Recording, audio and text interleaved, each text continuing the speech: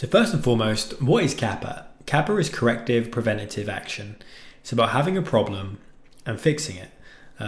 It's not just about quick fixes. And when it comes to quality, you really need to focus on eliminating root cause. You want problems to be solved systematically and process driven. So if you have a problem, you want to do everything you can so the remedy is systematic in order to stop reoccurrence. CAPA is a standard continuous improvement framework. It's required in ISO, it's required in FDA, aerospace, and IATF automotive regulation. So when is CAPA required? CAPA is when a non-conformance occurs. You need to correct that problem, whether it's internal or external. If you're not with the quality lingo, a non-conformance is something that's wrong. If you're supplying a product to your customer, it's something that doesn't meet specification in terms of materials, drawings. It could be features. It could be things that functionally don't allow the product to work to customer specification. Customer complaints is going to be an external driver of these things. So if your customer has a problem in the field or trying to use the product in its intended way, they find something's wrong, they'll then raise that problem to you. It's about how you then react to these issues, and that's all about your QMS. Audit findings, how you judge your systems within your QMS. If you spot a process that is wrong or causing issues, you will then follow the same CAPA framework. Repeated deviations. If you have a process that continues to be flawed, cause you problems, you can then go, right, we need to do a systematic evaluation. Let's use CAPA to find the root cause of why we're having these deviations, and let's drive something to improve these issues. High risk trends, again, if something goes wrong, not often, but when it does go wrong, it can be very severe to safety, to product quality, to environmental infrastructure. You then want to prioritize CAPA as a solution and a remedy to improve your systems. Step 1, identify and contain the issue. When you have a problem, it's all about being clear exactly what that problem is. You need to understand what has caused the issue in accordance to specification. Where does it not meet spec? A lot of people will say, this is wrong, this is not how we want it to be. Without really going into detail, they need the specifics. Where does this product or part or process not meet specification? So be clear first and foremost what the issue is. Who found the problem? Very important, whereabouts the problem was found. This can help you contain it to a specific location. Again, immediate containment is super vital in these situations, especially if you're running a continuous manufacturing plant.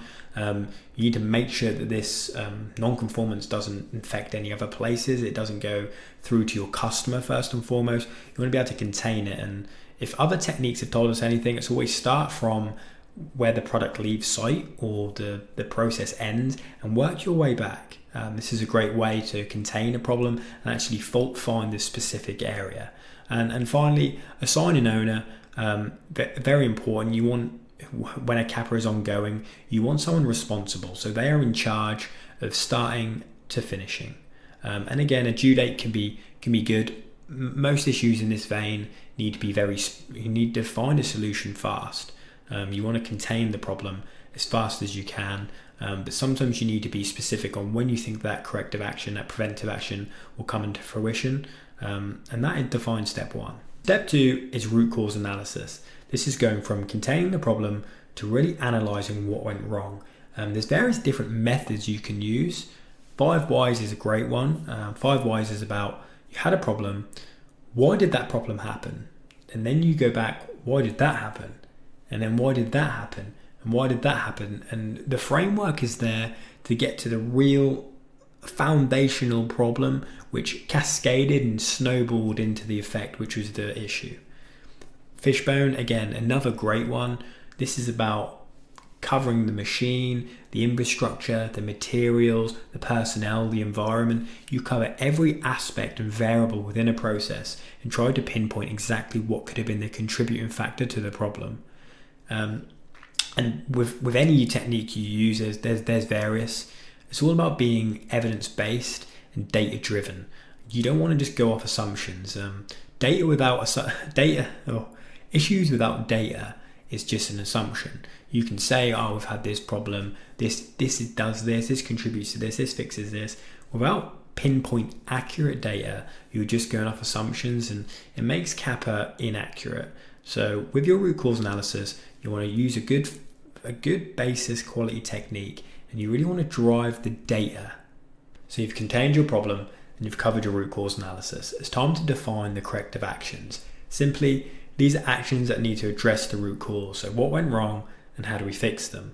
Again, like we've discussed, focus on being systematic and process driven with these changes. It's no good saying, an employee did something wrong. We're going to make sure he does it correct next time. No, your QMS needs to be more robust. It needs to show systematic changes. Training needs to be different.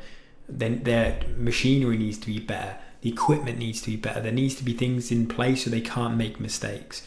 You need to focus on thinking in this way, and it's not very common that companies think like this, especially smaller to medium enterprises. There's something sort of lost in translation, and people wonder why they have so many inconsistencies and variabilities in their process. It's no good just blaming people. Humans make mistakes. No one's perfect. We need to drive these mistakes out and provide people and facilitate them with the jobs they do.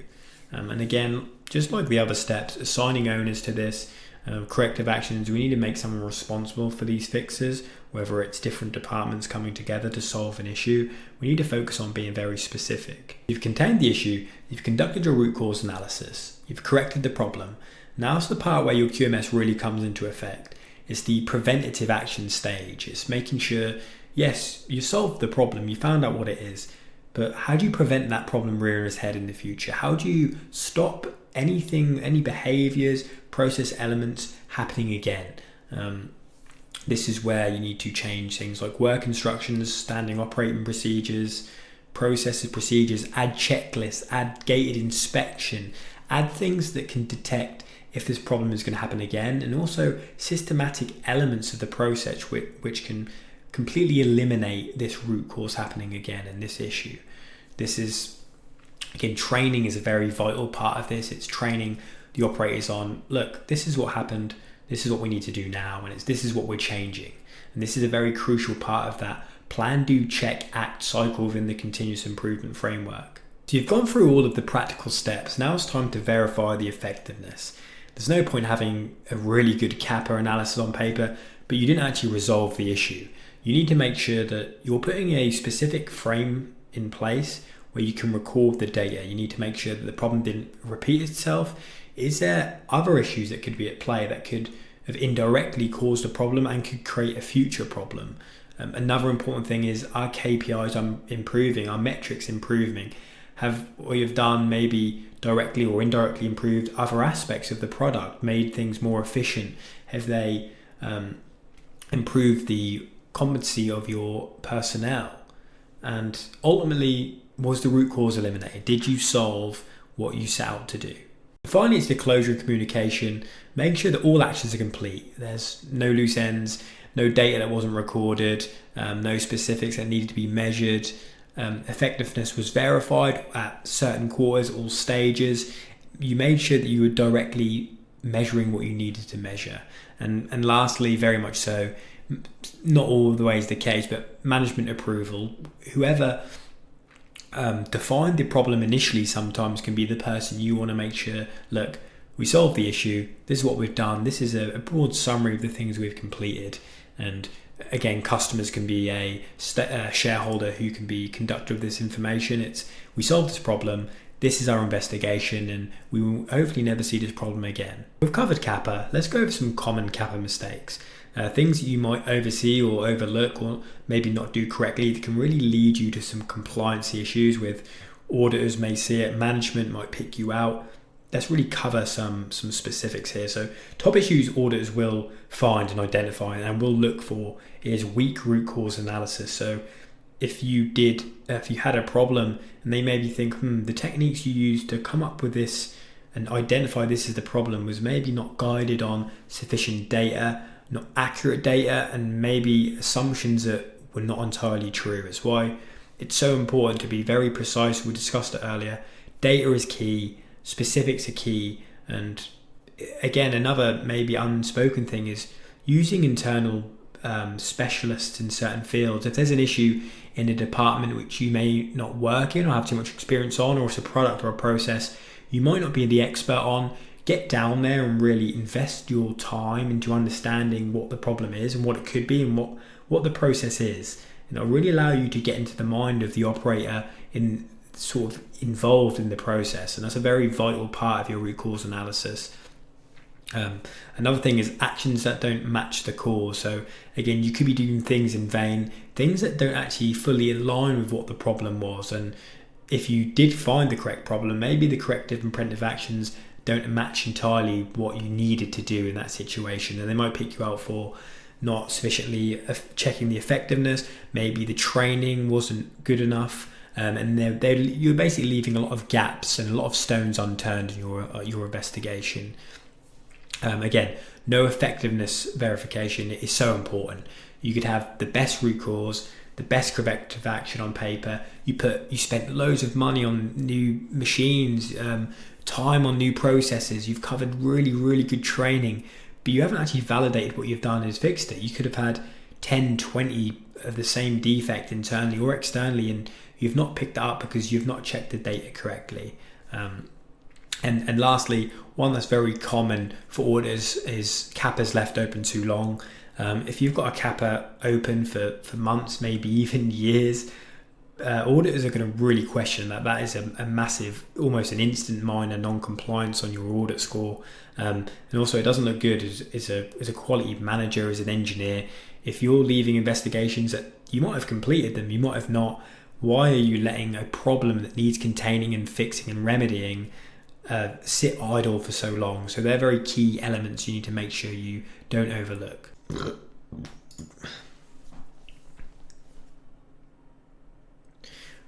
Right, we've covered the worst. What are the best practices? What are the things you need to really emphasize and not overlook when you're conducting your CAPA analysis? First of all, it's using clear problem statements. If you start on the wrong foot, you can really go down a rabbit hole. You need to make sure you're very clear. It's clear about who found the problem. Again, is the person who's found the problem, do they know exactly what they're checking? Are they being very specific with the specification that is wrong, the element of the process which is wrong? You need to really nail down specifics within your problem statements. Next, again, what CAPA really emphasizes is being systematic, not blaming people, blaming operators, saying human error is the reason the problem persisted itself. You need to make sure your QMS is very focused on processes, on systems, and making sure that your corrective actions and preventive actions really reflect that thinking. Next is tracking trends and not just incidences. By just reacting to incidences, tracking trends and not just incidences. By not tracking trends, you become very reactive. If you have a problem and it took you the problem, massive reputational damage with a non-conformance to your customer, or a massive process problem internally which cost you a lot of money in, let's say, scrap parts, that's not a good reflection of your QMS. You want to make sure you're being data-driven, you're doing the analysis, you're spotting problems before they rear their heads. And this is a fundamental part of let's say ISO 9001 is a standard. This is a real benchmark within a quality management system. It's making sure you stop problems before they rear their heads. And lastly, it's keeping CAPAs right size to risk. So this is quite an interesting one, but one I want to bring up is you can put so much time into the most comprehensive CAPA, so many process changes, so much training, a massive report, but it only required a very specific small solution. And by overloading the investigation, you're creating something that's very inefficient. It could be costing loads of money in a process that didn't require it.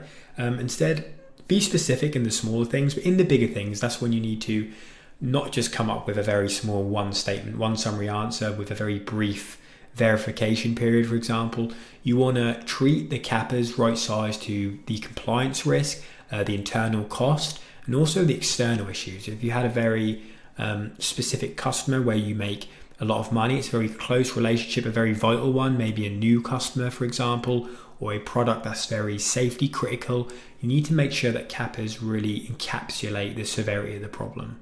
And the final takeaway, a strong CAPA process prevents repeat issues, reduces audit risk, and builds a culture of improvement.